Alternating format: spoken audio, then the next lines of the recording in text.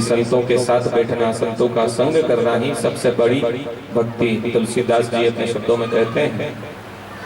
दूसरी, मम कथा प्रसंगा, जहाँ पर भगवान की कथा हो रही हो, भगवान का नाम कीर्तन हो रहा, वहां पर जाना चाहिए, भगवान की कथाओं का श्रवण करना चाहिए। यह शिव पुराण चल रही है, आप लोग भी इस कथा को श्रवण कर रहे हैं। भगवान के नाम को, भगवान की लीलाओं का वर्णन, भगवान की जो कथाएं हैं, भगवान की जो लीला प्रसंग है, उनको आप श्रवण कर रहे हैं, यह भी भक्ति है। इससे भी शिव तत्व की प्राप्ति होती है। गुरुपद पंकज सेवा तीसरी भक्ति अमान, कि गुरु चरणों में भक्ति रखना, उनके चरणों में बैठ करके अमान के साथ, यानी अभिमान छोड़ करके गुरु के आदेश का पालन करना, भगवान का भजन करना, ये तीसरी प्रकार की भक्ति। चौथी भक्ति, गुण गण करई कपट तज गान, भगवान के जो गुण हैं, भगवान के जो स्वरूप हैं, उनको बिना किसी कपट के गान करना, उनकी निरंतर स्तुति करना, भगवान के स्वरूप की खूब प्रशंसा करना। मंत्र जाप मम दृढ़ विश्वासा, पंचम भजन सो वेद प्रकाशा।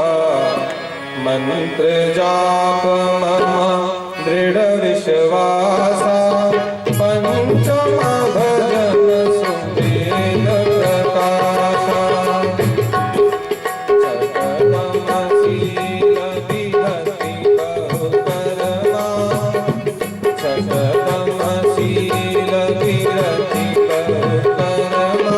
निरत निरंतर सज्जन धर्मा, निरत निरंतर सज्जन धर्मा। पांचवी भक्ति कहते हैं तुलसीदास जी। उधर पार्वती जी को भी यही उपदेश दिया है हमारे कि पांचवी भक्ति कौन सी है। वेदों में कहे गए जो मंत्र हैं, वेदों में जो भगवान का नाम, भगवान के जो मंत्र, जितने भी स्तुतियां बतलाई गई हैं, उनका जप करना, मंत्र का जप करना। परम मंत्र ओम नमः शिवाय, ओम नमः शिवाय। सभी लोग बोलिए ओम नमः शिवाय, ओम नमः शिवाय। इतने लोग बैठे हैं, आवाज नहीं आ रही। ओम नमः शिवाय। भगवान के नाम का जप करना, ये पांचवी भक्ति है। छठा, दम शील निरति विरति बहु कर्म, विरत निरंतर सज्जन धर्म। सज्जनों के जो धर्म है, सत्पुरुषों के जो लक्षण हैं, उनके रूप के अनुसार आचरण करना, सदाचार का पालन करना, दमदान नियम का पालन करना। जितने भी नियम शास्त्रों में सदाचार के, शील के बतलाए, संस्कार बतलाए हैं, लक्षण जो कहते हैं ना, इसमें तो लक्षण ही नहीं, तो ये लक्षण होने चाहिए। लक्षण बहुत तरीके के हैं, बड़ों की सेवा करना, सबकी आज्ञा का पालन करना, झूठ नहीं बोलना, कपट नहीं करना, निंदा नहीं करना, चुगली नहीं करना, किसी से धोखा नहीं करना, दूसरों के धन पर अपना अधिकार नहीं जमाना, कुदृष्टि नहीं रखना। ये सब संतों के आचरण है, इन पर जो चलता है यह भी भक्ति है। केवल सतमार्ग का अनुसरण कर ले, संस्कारवान बन जाए तो भी भगवान प्राप्त हो जाए। जरूरी नहीं कि भजन ही करो, यज्ञ कराओ, पूजा पाठ कराओ, केवल सतमार्ग का आश्रय ले लो तो भी भगवान प्रसन्न होते हैं। सातव सम मोहि मय जग देखा, मोरे संत अधिक पर देखा। सातव सम मोहि मय जग देखा, मोरे संत अधिक पर देखा। आधव जथा लाभ संतोषा, सपने हो नहीं देखिए बदलूसा। सब सरल सब सन चढ़ीला, मम भरोसा हर्षण दीना। नव सरल सब सन चढ़ीला, मम भरोसा हर्षण दीना। सातवीं भक्ति बताते हैं कि सारे संसार में, समस्त सचराचर में, जीवित में, निर्जीव में, हर प्राणी में, हर वस्तु में मोही मय जग देखा, मेरे समान सबको समझना, सभी में मेरे ही स्वरूप का दर्शन करना, यह भी भक्ति का एक प्रकार है। छोटा बड़ा जितना जो भी जीव इस संसार में है, जो भी वस्तु इस संसार में हमको दिखाई देती है, इसमें प्रभु का दर्शन करने से मोह उत्पन्न नहीं होता कि सर्वत्र प्रभु विराजमान है, इससे गलती नहीं होती है, पाप नहीं होता है, क्योंकि कोई हमें देख रहा है। यदि यह विचार हमारे सामने रहता है, मन में रहता है, तो हम पाप नहीं कर सकते, चोरी नहीं कर सकते, दुष्टता नहीं कर सकते कि वह देख लेगा तो दंड मिलेगा। गवाही होती है, चोर आ जाए, पकड़ में आ जाए, कोई डकैती कर ले तो गवाह को पहले बुलाते हैं, किसने देखा, उस गवाही के आधार पर पाप पुण्य का फैसला होता है। तो हम भी यह सोच लें कि प्रभु निरंतर हमको देख रहा है, तो हमारे मन में एक भय रहेगा कि हमें कोई दुष्टता नहीं करनी, अन्यथा नरक की यातनाएं भोगनी पड़ेगी।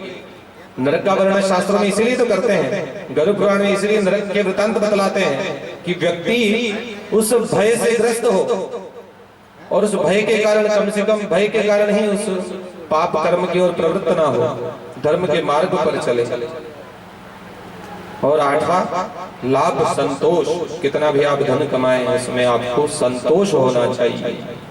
बिना संतोष के सारा धन व्यर्थ है।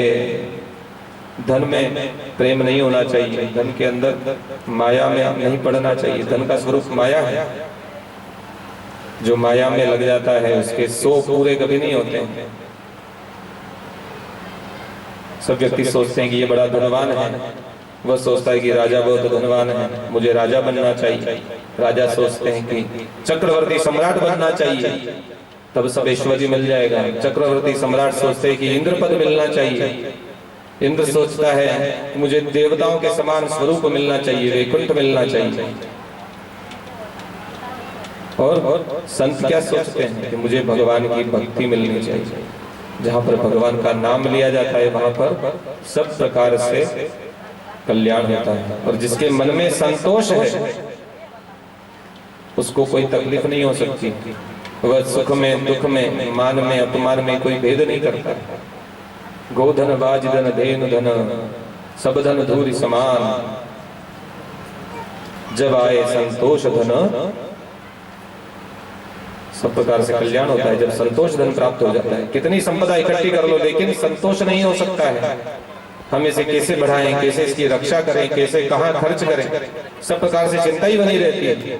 लेकिन संतोष होने पर, व्यक्ति को संतुष्टि होने पर, पेट भरा होना, तब भूख रोटी की चिंता नहीं होती। उसी प्रकार से मन में यदि संतोष हो, धन कमाने की, खर्च करने की, परिवार की व्यवस्थाओं की चिंता नहीं रहती है। और जो चिंता नहीं करता है, संतोष रखता है, उसे प्रभु पार करते हैं। और सबसे अंत में जो नवी भक्ति कही है, सरलता, ये सबसे परम नवी भक्ति कि सबसे सरल हो जाना चाहिए। जो व्यक्ति सरल है, निर्मल है, उसे प्रभु सब प्रकार से पार करते हैं। एक खरगोश भगवान के मंदिर के आसपास रहता था, शिव जी के मंदिर के आसपास। रोज वहीं इधर उधर घूमता, अपना आहार ढूंढता, भोजन करता, आनंद करता। एक दिन एक बड़ी बिल्ली, जंगली बिल्ली उसके पीछे लगी तो भागता भागता भगवान के मंदिर में ही घूमने लगा। तो शिवलिंग के चारों ओर घूमता रहा और उस बिल्ली से तो बचा ही बचा। भगवान ने देखा, हो कितना बड़ा भक्त है, मेरी परिक्रमा कर रहा है। भगवान ने उसे जन्म मृत्यु के चक्र से ही मुक्त कर दिया, परम धाम में निवास दिया। भगवान तो बड़े भोले भंडारी हैं, कैसे भी करो, उल्टी करो, सीधा करो, उल्टा नाम जपत जग जाना, वाल्मीकि भय ब्रह्म समाना। सरलता जरूरी है, मन में कपट छोड़ करके भक्ति करना जरूरी है। वाल्मीकि तो मरा करते करते भी राम को प्राप्त किए हैं। और वाल्मीकि ने रामायण कब लिखी है? जब राम जी पैदा भी नहीं हुए थे, उससे पहले ही उन्होंने रामायण की रचना कर दी। और बाद में राम जी को साक्षात दर्शन उन्होंने किया है। इतने बड़े डाकू जिन्होंने धर्म को कभी समझा नहीं, वेद पढ़े नहीं, शास्त्र पढ़े नहीं, गुरु कभी बनाया नहीं, केवल भगवान का उल्टा नाम जपने मात्र से उनके सारे पाप नष्ट हो गए। इतने विद्वान बने कि आज भी संसार में वाल्मीकि जी को सबसे विद्वान कहे जाते हैं, विद्वानों में उनकी गिनती होती है। और उन्होंने जो वाल्मीकि रामायण लिखी वह अद्वितीय ग्रंथ है, भगवान की महिमा का सबसे बड़ा भंडार है। और श्री राम के जन्म से पहले उन्होंने सारा वृतांत अपने मन की दृष्टि से राम को देखते हुए, परमात्मा को देखते हुए रच दिया था। बोले श्री रामचंद्र भगवान की जय। परमेश्वर से गुरु बड़े,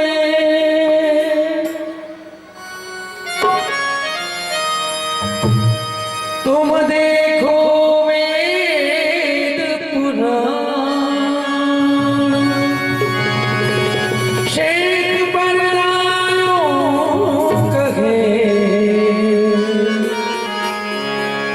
तो गुरु बने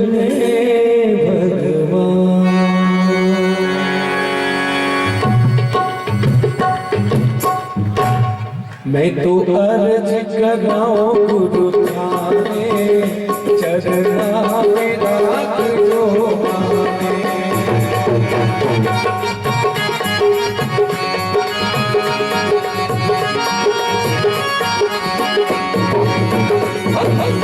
अर्ज कराऊं गुरु थाने, चरना में राख जो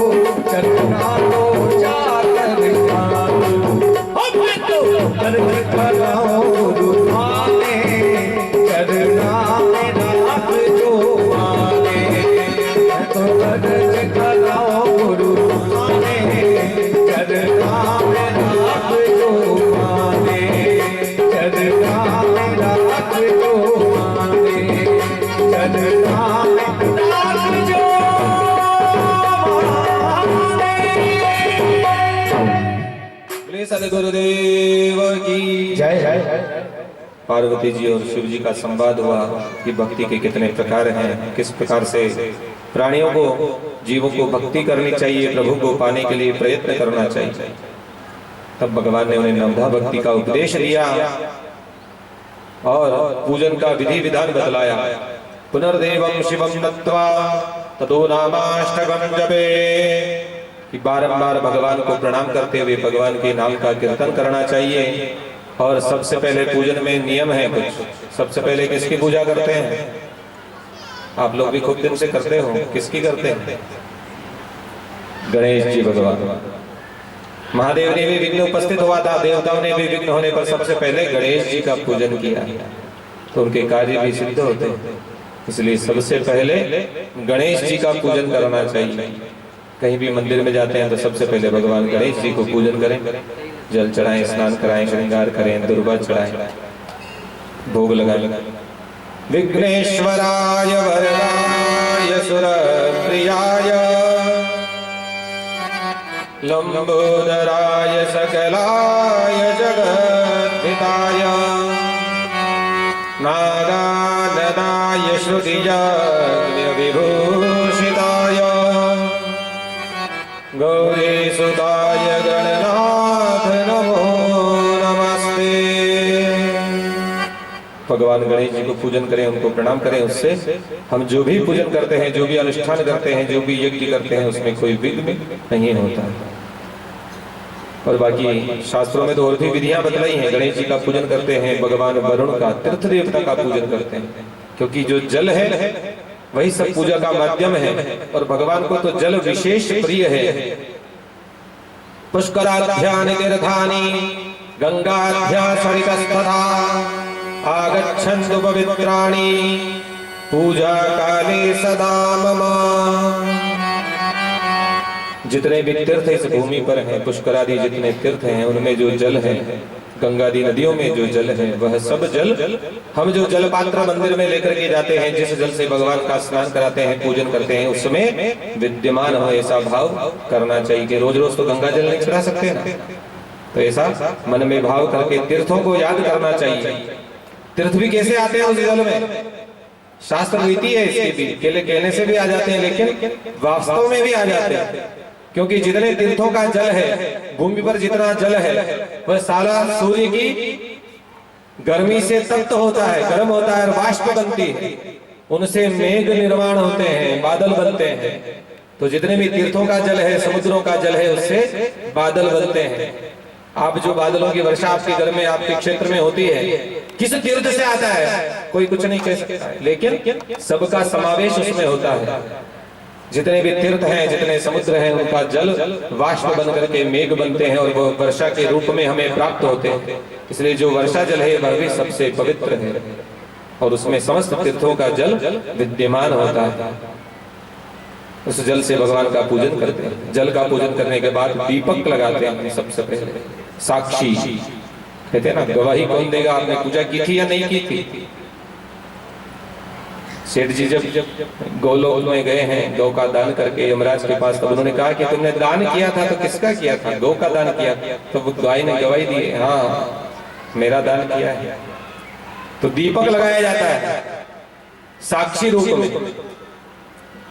दीपक ना लगाए तो सूर्य भगवान को प्रणाम करना चाहिए, शाम को पूजा करते हैं तो चंद्रदेव को प्रणाम करना चाहिए। ये साक्षात ज्योति स्वरूप है और भगवान के मंदिर में दीपक जलाने का बड़ा पुण्य है। पहला जो दीपक लगता है वो पूजा करने के निमित्त लगता है कि हम जब तक पूजा करेंगे ये साक्षी रूप रहेगा और हमारी पूजा में कोई विघ्न नहीं होगा, अंधकार नहीं होगा, हम ज्ञान स्वरूप होकर के पूजन करेंगे। अज्ञानतिमिरान्धस्य ज्ञानांजन शलाकया, गुरु का जो ज्ञान है वह भी ज्योति स्वरूप है और जो प्रकाश है वह दीपक से प्राप्त होता है कि जिस प्रकार से दीपक रोशनी करता है उसी प्रकार हमारे मन में जो अंधकार है इस दीप ज्योति से नष्ट हो जाए, ऐसा भाव करते हुए हम दीपक करते हैं। ब्राह्मणों को बुलाते हैं तो भगवान का पूजन करने से पहले वे कुछ और विधियां करवाते हैं। सुबह आपने जिस प्रकार मंदिर में बैठे हैं, हेमाद्री क्रिया, स्नान किए, प्रायश्चित किया, न्यास विधि होती है। हमारे शरीर में जितने अंग हैं उनमें भी देवताओं का वास है। हम अपने शरीर को कभी पीटते हैं? नहीं पीटते। कष्ट देते हैं? नहीं देते। क्यों नहीं देते? क्योंकि इसमें देवता निवास करते हैं। इसलिए शरीर को स्वच्छ रखना सबसे पहले प्राथमिकता है। स्नान करके नया वस्त्र पहन करके जाना चाहिए। शादी ब्याह में सब तैयार होते हैं, मंदिर जाने के लिए भी कभी भी गंदे वस्त्र नहीं पहनने चाहिए। स्नान करें, शुद्ध हो, स्वच्छ हो और उससे पहले मंदिर जाने से पहले तिलक लगाना जरूरी है। भस्म, जो शिव भक्त हैं वो भस्म धारण करते हैं। भस्म की भी बड़ी महिमा कही गई है शास्त्रों में। भस्म में 3 रेखाएं होती है। भस्म क्या है? संसार का स्वार है। शिव स्वयं भस्म रमाते हैं। जो भस्म का धारण करता है, तिलक करता है, उसके पाप भी भस्म हो जाते हैं। भस्म बहुत तरह की होती है। कोई लकड़ी जला करके भी भस्म बना सकते हैं, गाय के गोबर के उपले कंडे से भी भस्म बनता है। कोई यज्ञ करते हैं, हवन करते हैं, उसमें जो भस्म होता है वह भी तिलक के लिए काम में लिया जा सकता है।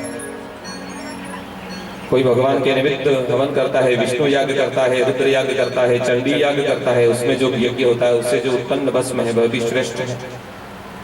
कोई मिट्टी को भी भस्म करके उससे भी तिलक करते हैं। कोई सोने चांदी को, मोतियों को, शंख को, विभिन्न औषधियों को, इनको भी जला करके उनकी भस्म धारण करते हैं। औषधियों को जला करके फलों का भस्म बना करके भी धारण किया जाता है। भस्म की बड़ी महिमा है क्योंकि ये सार रूप है। जिसका जितना शरीर है उतनी ही उसकी भस्म अंत में शेष रहती है। बालक जितना वजन जन्म होते समय प्राप्त करता है, मरते समय जलाने के बाद उतनी ही भस्म शेष रहती है। यह सार रूप है। जो सार को ग्रहण करता है वह सर्वस्व को प्राप्त कर लेता है। कोई डॉक्टर कहे साहब आपको बीमारी है, आपको 1 मण दूध पीना पड़ेगा। अब व्यक्ति सोचे कि 1 मण दूध कब पीऊंगा मैं, बड़ा चिंतित हो गया। तब जाके गुरुजी को पूछा, गुरुजी 1 मण दूध कैसे पिया जाएगा 1 दिन? अच्छा, दही जमा लो। कितना हो गया? आधा रह जाएगा। फिर इतना भी नहीं खाया जाएगा।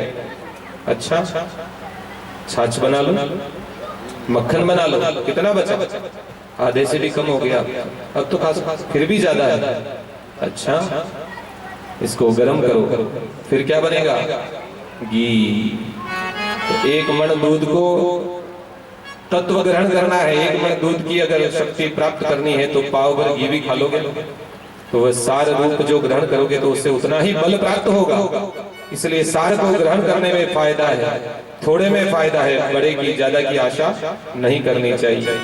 अग्निरिति भस्म, वायुरिति भस्म, जलमिति भस्म, स्थलमिति भस्म, व्योमेति भस्म, सर्वगम भवामिति भस्म।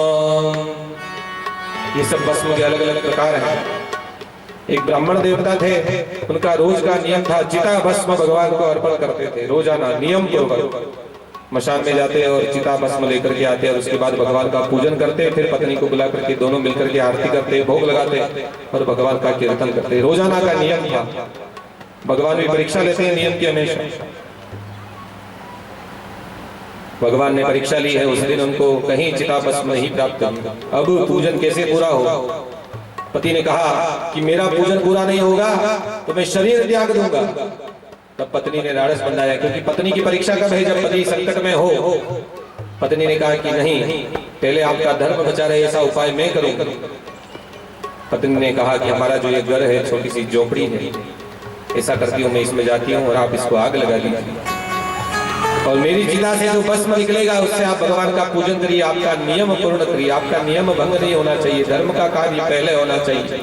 शरीर माध्यम खलु धर्म साधनम, शरीर तो धर्म का साधन है और मैं यदि आपके निमित्त शिव सेवा के निमित्त काम आऊंगी तो अवश्य ही परम पद को प्राप्त करूंगा। उस ब्राह्मणी ने ऐसा कहा, लेकिन ब्राह्मण देवता राजी नहीं हुए। पत्नी को थोड़ी कोई ऐसे मरने के लिए छोड़ सकता है, लेकिन खूब अनुनय विनय हुआ, दोनों में खूब वाद विवाद हुआ। फिर ब्राह्मण बड़ी मुश्किल से तैयार हुआ और पत्नी ने उस कुटिया में आग लगा करके अपने आप को भस्म कर दिया। ब्राह्मण देवता ने कोई शोक नहीं किया, क्योंकि जो हो रहा है वो प्रभु की इच्छा से हो रहा है, ऐसा मानते हैं संत लोग। शोक में भी प्रसन्न रहते हैं, दुख में प्रसन्न रहते हैं, एक समान विचार व्यवहार रखते हैं और जो अपना नियम है उसको कभी नहीं छोड़ते हैं। भगवान चाहे एक रोटी दे चाहे आधी दे और कभी भूखा भी रखे तो भी वो भक्त को स्वीकार होती है। और रोजाना नियम पूर्वक भगवान का भजन करना उसको कभी नहीं छोड़ते। ये संतों का लक्षण है। हम लोग अगर आज रात को दो घंटे रेत सोएंगे तो सुबह देखेंगे और भगवान 2 मिनट रुको, 2-1 घंटे और नींद निकाल लेते हैं। आज छुट्टी है, संडे है, भजन लेट कर लेंगे। कहाँ जाना है? आप भी यही हो, हम भी यही है। और ज्यादा होगा तो आपके पास तो गंगा जी है ही, स्नान आप ही कर लो। अन्नपूर्णा साक्षात पार्वती जी आपके साथ है, भोग भी बनाई देगी आपके लिए, तो पूरी व्यवस्था आपके पास है। हम उसमें लापरवाही कर देते हैं, नियम को पालन नहीं करते। जबकि भगवान की पूजा में जो पात्र उपयोग में लिए जाते हैं वह देवताओं के पार्षद स्वरूप होते हैं। भगवान के सन्मुख कोई भी वस्तु अपवित्र रूप से नहीं रखनी चाहिए। भगवान के सामने जो पात्र रखे जाते हैं उनमें भी देवता विराजमान होते हैं, पार्षद विराजमान होते हैं, क्योंकि ठाकुर जी जहां जहां विराजमान है अकेले कभी नहीं जाते ठाकुर जी। आज कोई प्रधानमंत्री का दौरा होता है तो पूरी सिक्योरिटी साथ चलती है, मंत्री तक उसके साथ जाते हैं, सेवक साथ जाते हैं, कमांडो साथ जाते हैं, पुलिस वाले जाते हैं, व्यवस्था वाले जाते हैं, सफाई वाले जाते हैं। हर चीज चकाचक एकदम कंप्लीट अप टू डेट रखनी पड़ती है। तो भगवान तब प्रकट होते हैं जब सारे पार्षद जाकर के व्यवस्था देखते हैं। कोई भगवान को बुलाता है तो सबसे पहले भगवान वहां नहीं चले जाते, उनके गण जाते हैं, देखते हैं कि वहां पर क्या हो रहा है, भगवान के बैठने की जगह भी सही है कि नहीं है। पूजा करते हैं तो हम कहीं मेहमान घर में बुलाते हैं शादी ब्याह में तो पूरी व्यवस्था पहले जमा के रखते हैं।